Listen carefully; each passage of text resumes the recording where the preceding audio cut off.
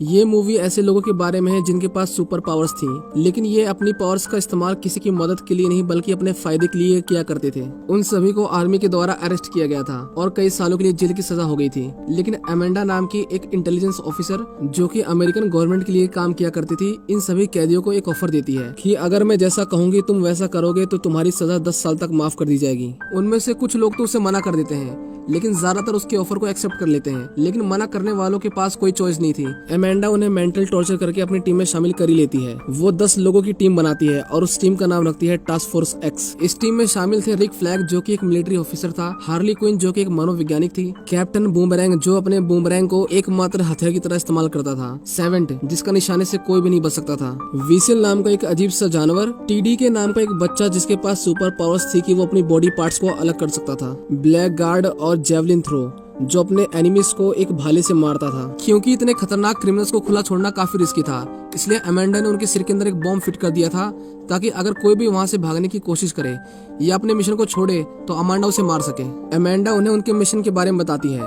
वो उन्हें कहते हैं कि कार्टो मोंटिस नाम के एक आइलैंड पर हरेरा फैमिली पिछले कई 100 साल से राज करती है, लेकिन पिछले हफ्ते ही सिल्विया लूना नाम के एक आदमी ने वहां की मिलिट्री और अपनी चालबाजी से आइलैंड पर कब्जा कर लिया और पूरी हरेरा फैमिली को बीच सड़क पर फांसी लटका दिया। पुराने शासन से हमें कोई प्रॉब्लम नहीं थी, लेकिन सिल्विया लूना अमेरिका से नफरत करता है और वो हमें दबाने के लिए किसी भी हद तक जा सकता है। तुम्हें उस आइलैंड के एक सीक्रेट लैब को डिस्ट्रॉय करना है जहाँ पर वो लोग एक एलियन पर एक्सपेरिमेंट करके एडवांस वेपन बना रहे हैं। टास्क फोर्स एक्स अपने मिशन के लिए निकल जाते हैं। आइलैंड के पास पहुंचकर वो सभी समुद्र के अंदर छलांग लगा देते हैं, लेकिन किसी को भी नहीं पता था कि विसेल तैर नहीं सकता, वो डूबने लगता है। जब उसे सरफेस पे लाया जाता है तो उसकी मिशन से पहले ही मौत हो चुकी थी। वो सभी अपने वेपन्स को लोड करते हैं, पर यहाँ पर हम देखते हैं कि ब्लैक गार्ड दुश्मन का खबरी था। इसका मतलब उसने उन सभी को धोखा दिया है और बहुत सारे सोल्जर्स उनका पहले से ही वहाँ पर इंतजार कर रहे थे। वो उन्हें कहता है कि मैं तुम्हारे साथ हूँ, मैंने ही तुम्हें इस मिशन की डिटेल्स दी थी, लेकिन सोल्जर्स सबसे पहले उसी को ही मार देते हैं। अमेंडा उन्हें कहते हैं कि हम अपने मिशन को रोक नहीं सकते,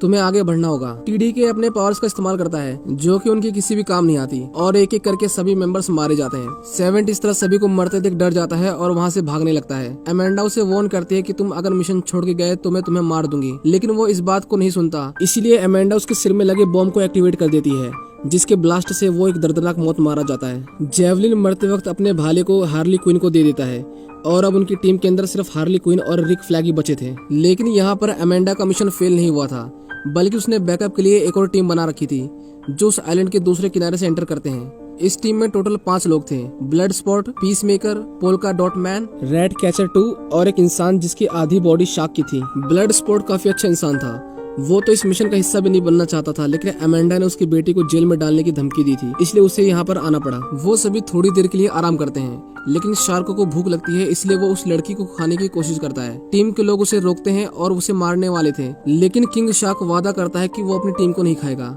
अमेंडा उन्हें बताती है कि रिच फ्लैग को दुश्मन ने पकड़ लिया है, उसका जिंदा रहना मिशन के लिए बहुत जरूरी है, तुम्हें उसे बचाना होगा।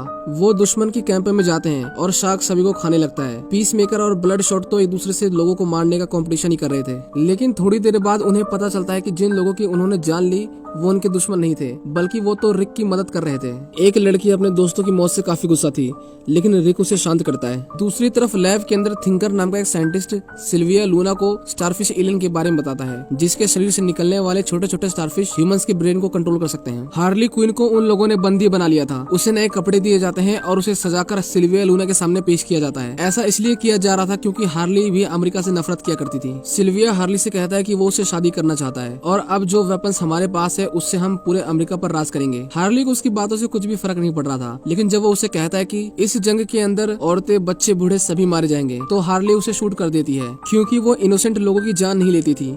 गन की आवाज सुनकर मिलिट्री वहाँ पर आ जाती है जो हार्ली क्विन को अरेस्ट कर लेती है। दूसरी तरफ टास्क फोर्स आगे बढ़ रही थी। पीस मेकर डॉट मैन से थोड़ी दूरी मेंटेन करने के लिए कहता है क्योंकि बार बार उसकी बॉडी पर कलरफुल डॉट्स आ जाते थे जो कि बहुत ही खतरनाक हैं। डॉट मैन उन्हें बताता है कि उसकी मदर ने उन सभी को सुपर हीरो बनाने के लिए उनके ऊपर एक्सपेरिमेंट किए, लेकिन उसके अंदर तो ये वायरस सुपर पावर बन गया, लेकिन इसकी वजह से उसके भाइयों की मौत हो गई। वो सभी शहर के अंदर दाखिल होते हैं और अपने भेष को बदल लेते हैं और अब उन्हें उस साइंटिस्ट को पकड़ना था जो कि स्टारफिश पर एक्सपेरिमेंट कर रहा था। वो सभी बार के अंदर उसे ढूंढ लेते हैं, लेकिन आर्मी को उनके बारे में पता चल चुका था जो उनकी तलाश करते करते उस बार तक पहुंच चुके थे।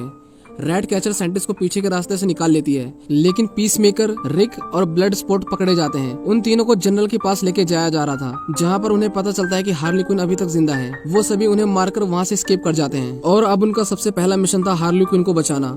हम देखते हैं कि प्रेसिडेंट हार्ली को टॉर्चर कर रहा था, लेकिन वो उन्हें कुछ भी नहीं बताती। उनकी टीम हार्ली को बचाने के लिए पैलेस तक पहुंच चुकी थी, लेकिन प्रेसिडेंट के जाने के बाद हार्ली गार्ड को मारकर लॉक को खोल लेती है और सभी को मारते हुए वहां से बाहर निकल आती है।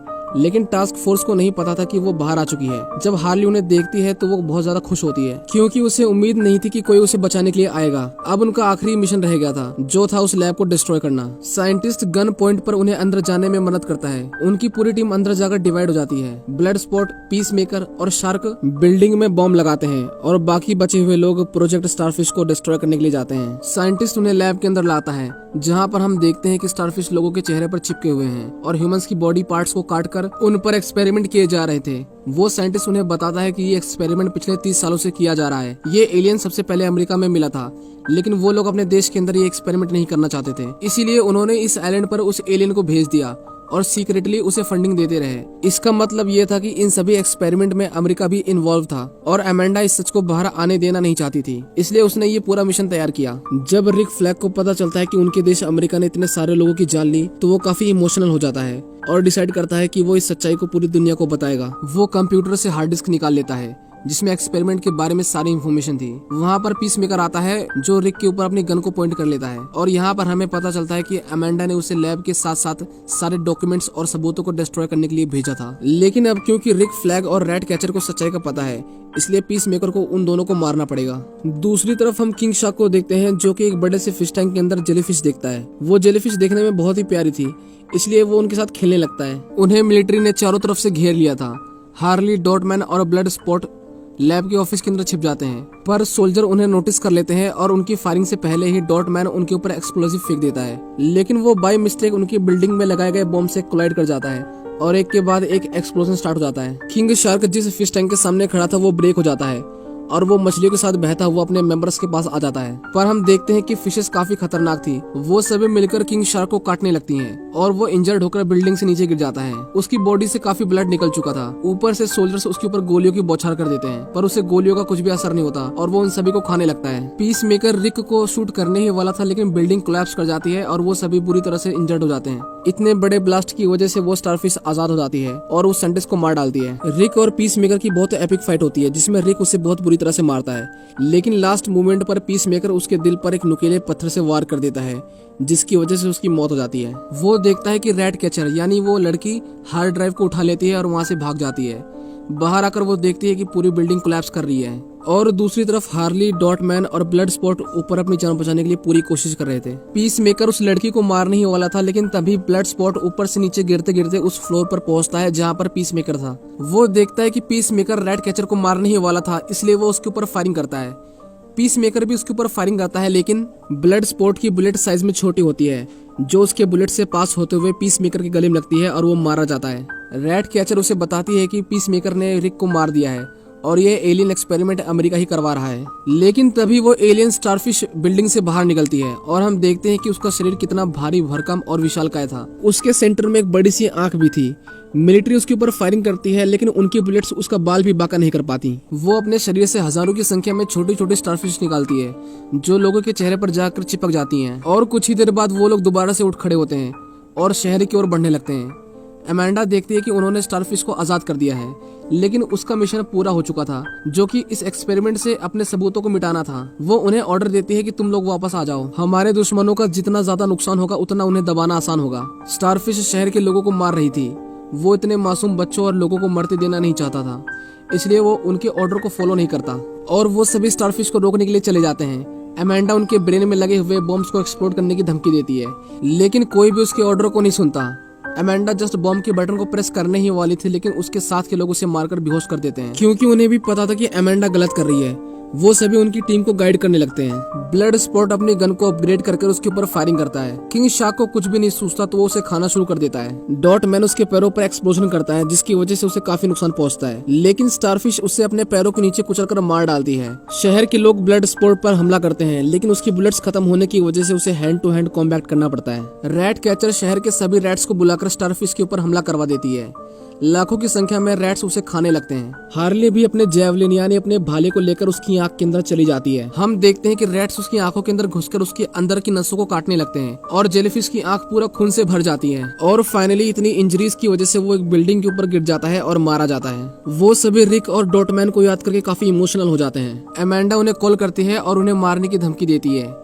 ब्लड स्पॉट उसे कहता है कि अगर तुमने ऐसा करने की कोशिश की तो मैं एक्सपेरिमेंट की डिटेल्स पब्लिक कर दूंगा और सभी को अमेरिका का असली चेहरा दिख जाएगा। वो उससे डील करता है कि हम इस बात को सीक्रेट रखेंगे और बदले में तुम किसी को भी नहीं मारोगी। अमेंडा उनकी डील को एक्सेप्ट कर लेती है और उन्हें आजाद कर देती है। इस मूवी के लास्ट में हम देखते हैं कि वीवर जो स्टार्टिंग में पानी के अंदर डूब के मर गया था वो अभी तक जिंदा है और पीस मेकर इतनी गहरी इंजरी के बाद भी जिंदा है और फिलहाल अमेंडा की देख रेख में है। इसी के साथ ये मूवी यहीं पर खत्म हो जाती है।